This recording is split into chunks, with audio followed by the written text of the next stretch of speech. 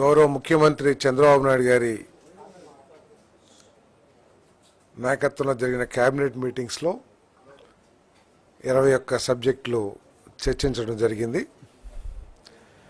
దాంట్లో మొట్టమొదటిది జల్ జీవన్ మిషన్. గత ప్రభుత్వం చేతకానితనం మూలంగా, అనుభవ రాహిత్యం మూలంగా, దుష్పరిపాలన మూలంగా రాష్ట్రం ఏ విధంగా నష్టపోయిందో ఈ జల్ జీవన్ మిషన్ పథకం ఒక గొప్ప ఉదాహరణ అని చెప్పేసి మనం చేస్తా ఉన్నాను.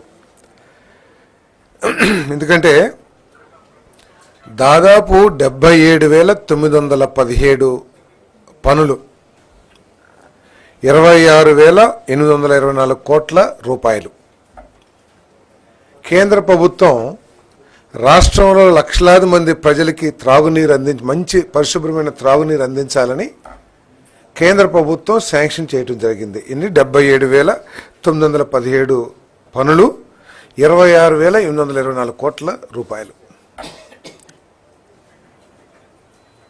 కొన్ని రాష్ట్రాలైతే 1,00,000 నుంచి 1,50,000 కోట్ల రూపాయలు ఈ పథకం కింద కేంద్ర ప్రభుత్వం నుంచి జల్ జీవన్ మిషన్లో తీసుకున్నాయి. 1,00,000 నుంచి 1,50,000 కోట్ల రూపాయలు. మనకంటే చిన్న రాష్ట్రమైన కేరళ రాష్ట్రం 70,000 కోట్ల రూపాయల దాకా తీసుకుంది, ప్రతిపాదనలు పంపించింది. మన ప్రభుత్వం ప్రతిపాదనలు కేవలం 26,000-25,000కు పంపిస్తే సరే 26,824 కోట్ల రూపాయలు కేటాయించడం జరిగింది. దాంట్లో కూడా కేవలం 4,000 కోట్ల రూపాయల వరకు మాత్రమే ఖర్చు పెట్టగలిగింది. ఎందుకంటే అందరూ మాట్లాడుతూ ఉన్నారు ఏం జరిగింది, ఏ నష్టం జరిగింది అని చెప్పేసి. ఇటువంటి నష్టాలు కనుక పరిశీలించినట్లయితే కోకొల్లలో. దీని మూలంగా లక్షలాది మంది ప్రజలు పరిశుభ్రమైన నీటికి దూరం అయ్యారనే విషయాన్ని తెలియజేస్తా ఉన్నాను నేను. దీనికి సంబంధించి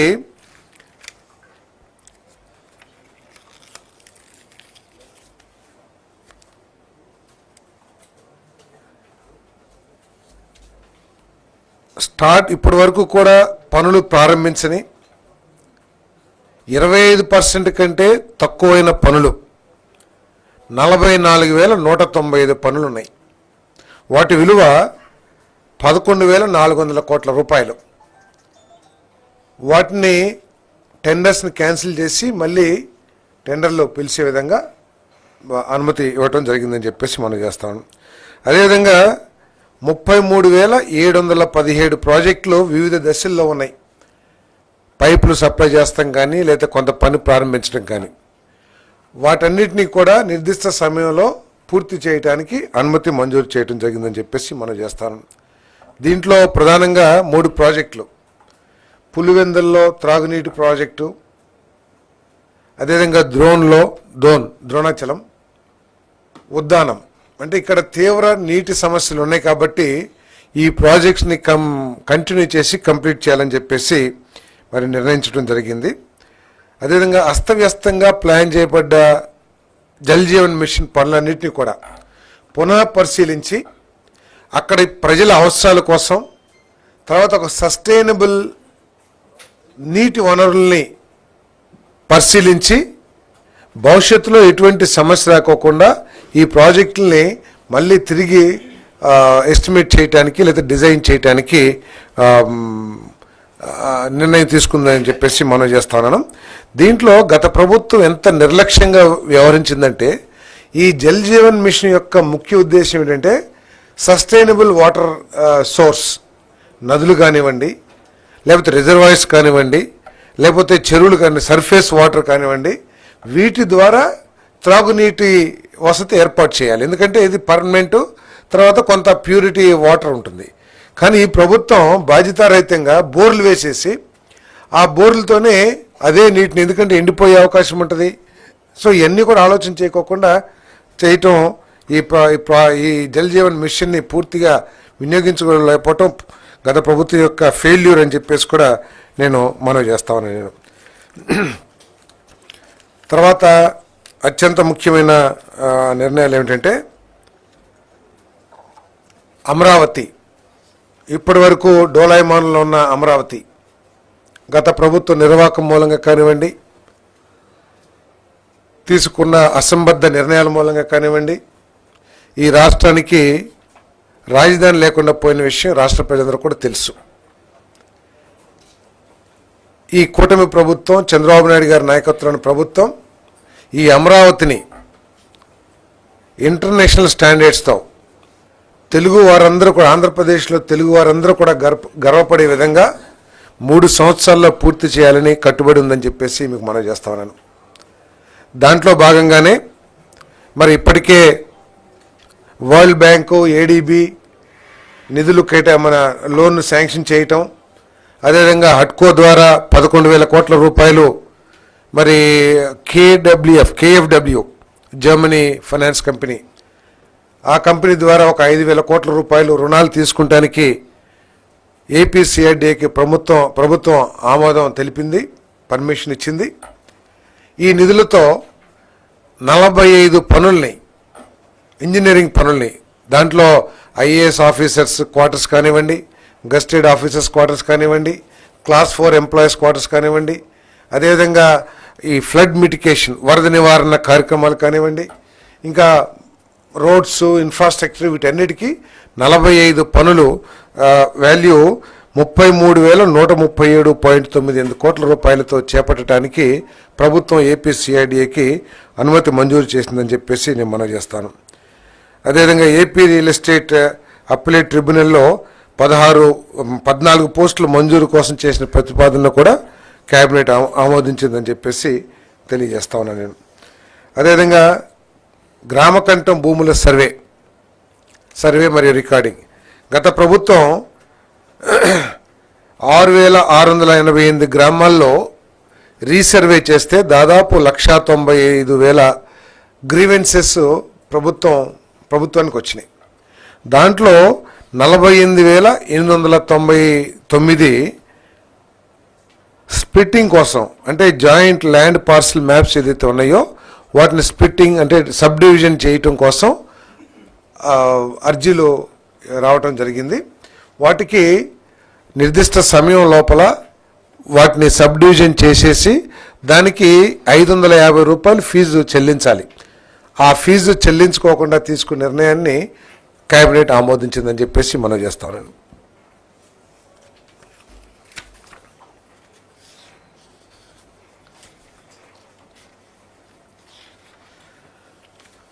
అదేవిధంగా చిత్తూరు జిల్లా శాంతిపురం మండలం తమ్మిగానిపల్లిలో ఎల్పీ నెంబర్ 436 కింద నూతన కృషి విజ్ఞాన కేంద్రాన్ని స్థాపించడానికి 50.21 ఎకరాల ప్రభుత్వ భూమిని రిజిస్ట్రార్ ఆచార్య ఎన్జీ రంగాకి బదలాయించడం జరిగింది.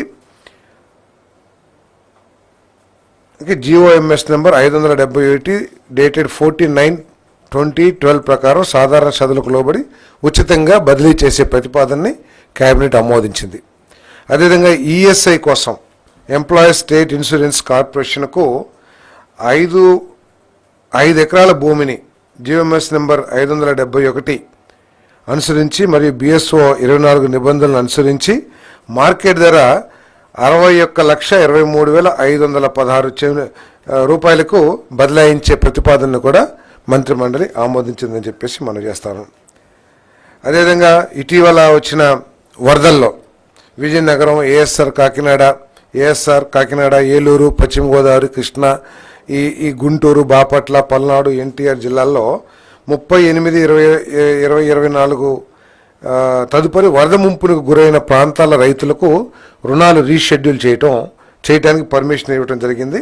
50,000 లోపు మంజూరు చేయబడిన రుణాలపై ఇండియన్ స్టాంప్ యాక్ట్ ప్రకారం ఏదైతే ఫీజు చెల్లించాలో ఆ ఫీజుకి ఎగ్జంప్షన్ ఇవ్వడం జరిగిందని చెప్పేసి కూడా డ్యూటీ మరి రిజిస్ట్రేషన్ చట్టంకు లోబడి యూజర్ ఛార్జీలను మినహాయించడానికి మరియు రుణాలని రీషెడ్యూల్ చేయడానికి కొత్త రుణాల మంజూరు ఇప్పటికే ప్రభుత్వంచే జారీ చేయబడిన ఉత్తర్వులు జిఓఎంఎస్ నెంబర్ 235 రాటిఫై చేస్తూ మంత్రిమండలి ఆమోదం తెలిపింది.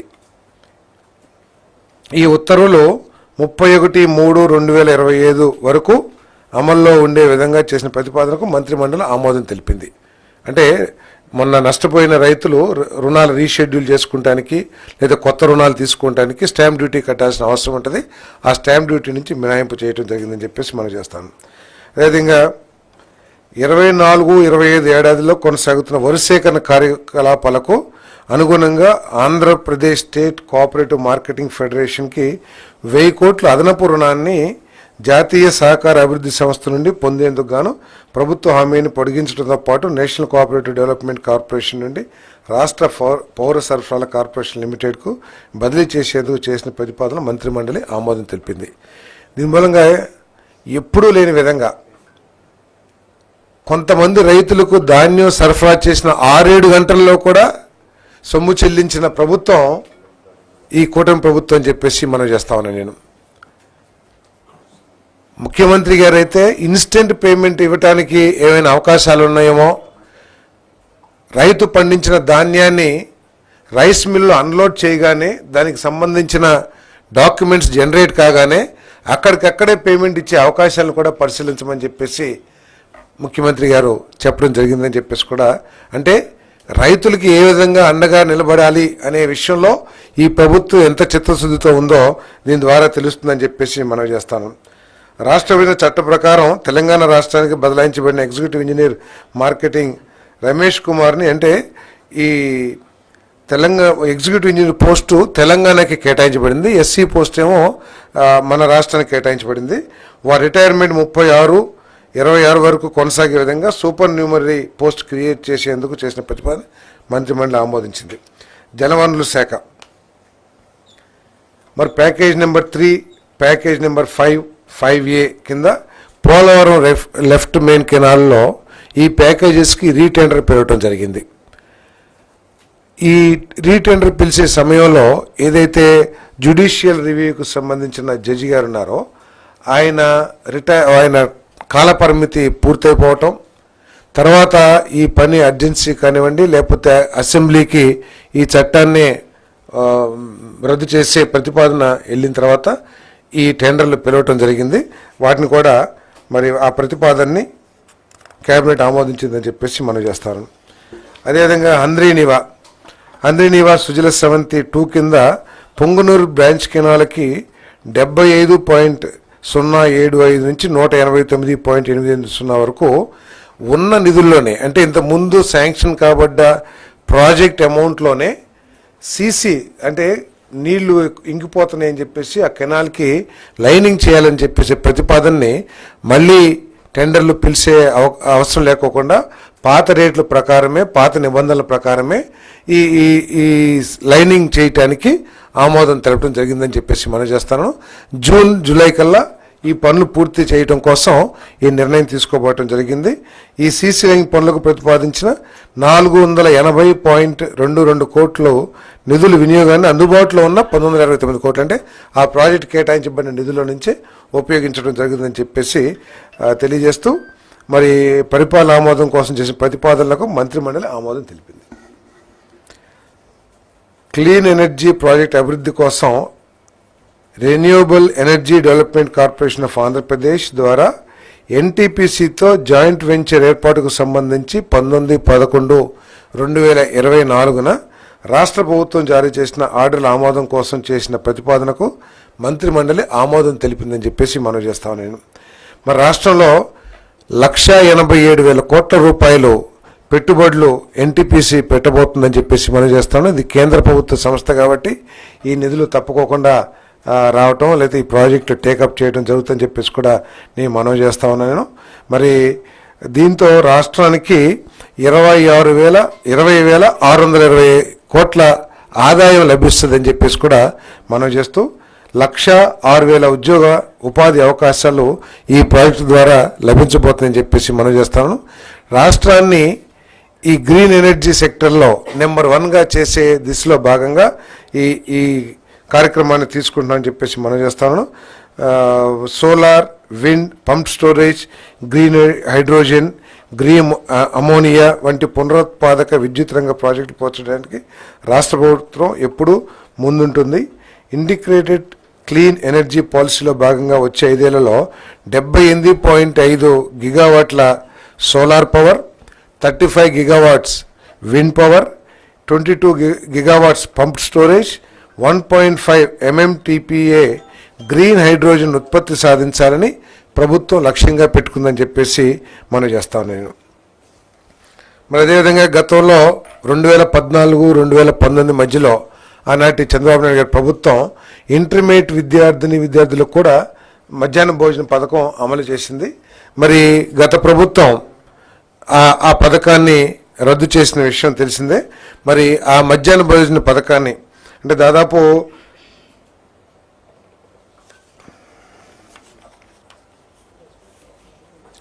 475 గవర్నమెంట్ జూనియర్ కాలేజెస్లో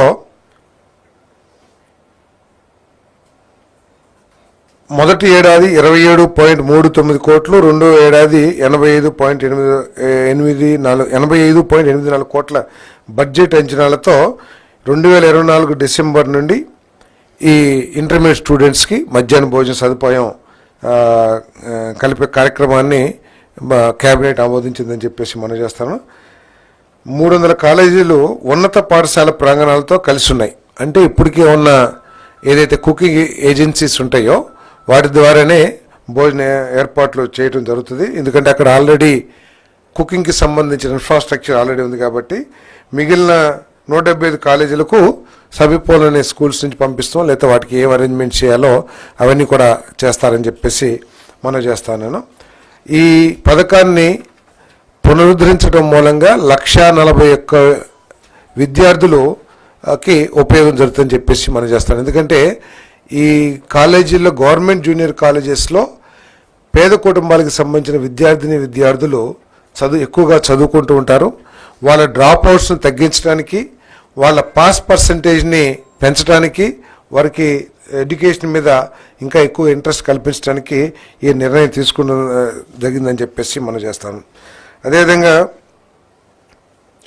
ప్రభుత్వ జూనియర్ కాలేజీల ఫస్ట్ సెకండ్ ఇయర్ విద్యార్థులతో పాటు రాష్ట్రంలోని కస్తూర్బా గాంధీ బాలికా విద్యాలయాలు, ఏపీ మోడల్ స్కూల్స్, రెసిడెన్షియల్ విద్యా సంస్థలు మరియు హై స్కూల్ ప్లస్ విద్యా సంస్థలకు 32.45 కోట్ల వ్యయంతో 2025-26 విద్యా సంవత్సరం నుండి సర్వేపల్లి రాధాకృష్ణన్ విద్యార్థి మిత్ర కింద పాఠ్యపుస్తకాలు, వృత్తిపరమైన పాఠ్యపుస్తకాలు, పోటీ పరీక్షల మెటీరియల్స్, రికార్డ్ బుక్స్, నోట్బుక్లు కొనుగోలు చేసి సరఫరా చేసే ప్రతిపాదనకు మంత్రిమండలి ఆమోదం తెలిపింది. ప్రభుత్వ జూనియర్ కాలేజీలు కేవలం ఇంటర్ ఎడ్యుకేషన్కే పరిమితం కాగా ప్రైవేట్ జూనియర్ కాలేజెస్లో పోటీ పరీక్షలకి, జేఈఈ వీటన్నిటికీ కూడా కోచింగ్ ఇస్తున్న విషయం మనకు తెలిసిందే. మరి వీటి పట్ల ఈ కోచింగు తర్వాత ఈ జేఈఈ ఎగ్జామ్స్ పట్ల తల్లిదండ్రులు, గవర్నమెంట్ స్కూల్లో చదివే పిల్లల తల్లిదండ్రులు కూడా ఎక్కువగా ఇంట్రెస్ట్ చూపిస్తాం. దీని మూలంగా ఏంటంటే రాబోయే రోజుల నుంచి ఈ కాలేజీల్లో కూడా అదే విధానం, అంటే జేఈఈ ఎంట్రన్స్ టెస్ట్లకి కోచింగ్ ఇవ్వటం, లేకపోతే వాటికి కావాల్సిన మెటీరియల్ని ఇవ్వటం, స్పెషల్ క్లాసెస్ని చేయటం, ఇవన్నీ కూడా గవర్నమెంట్ కాలేజ్లో కూడా చేస్తామని చెప్పేసి మనం చేస్తాను. వాటికి కావాల్సిన కిట్స్ కూడా, వాటి తర్వాత ఎడ్యుకేషన్ మెటీరియల్ కూడా, ఎగ్జామ్ మెటీరియల్ కూడా అన్నీ కూడా ఈ స్టూడెంట్స్కి ఇచ్చే విధంగా ప్రభుత్వం చర్యలు తీసుకుంటుందని చెప్పేసి మనం చేస్తూ,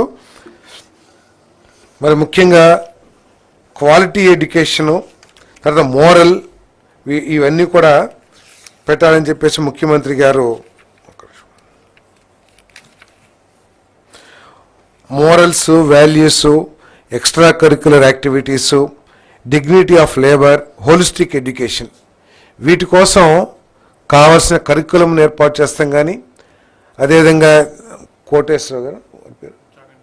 చాగంటి కోటేశ్వరరావు గారు ఎవరైతే అడ్వైజర్ ఉన్నారో వారితో ప్రత్యేకంగా ఈ మోరల్స్ మీద వీటి మీద కూడా ఉపన్యాసాలు ఇప్పించాలని చెప్పేసి కూడా ప్రభుత్వం నిర్ణయించింది.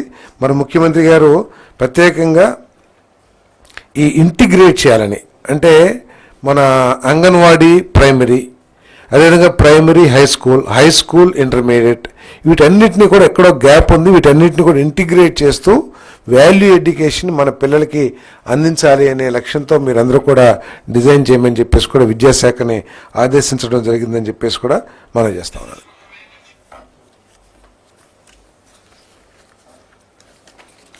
ఓకే,